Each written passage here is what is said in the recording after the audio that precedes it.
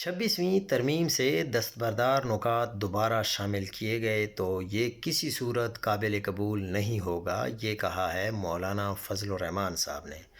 جمعیت علماء اسلام فضل الرحمان کے سربراہ مولانا فضل الرحمان نے کہا ہے کہ ہماری پارلیمانی پارٹی کا اجلاس ہوا ہے، 27ویں آئینی ترمیم پر بحث جاری ہے، لیکن حکومت کی طرف سے ابھی تک کوئی مسودہ سامنے نہیں آیا۔ جب کوئی مسودہ سامنے آئے گا تو ہم اس پر بات کر سکیں گے۔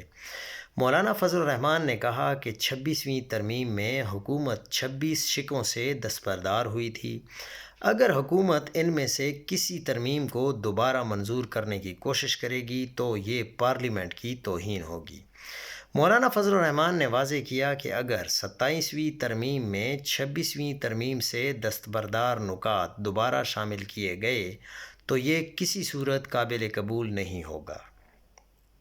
انہوں نے کہا کہ سود کے خاتمے کے حوالے سے کوئی پیش رفت نظر نہیں آ رہی، جبکہ مدارس کی رجسٹریشن بھی نہیں کی جا رہی۔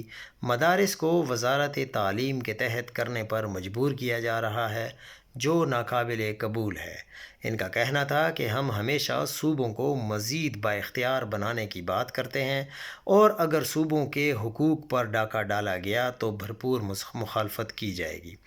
لیکن حقیقت یہ ہے کہ مولانا فضل الرحمان کے جو 3 سینیٹرز ہیں وہ آپ دیکھیں گے کہ لازمی ووٹ دیں گے 27ویں آئینی ترمیم میں، اور یہ بھی خدشہ ہے کہ مولانا فضل الرحمان ان دنوں پاکستان سے کسی اور ملک چلے جائیں گے۔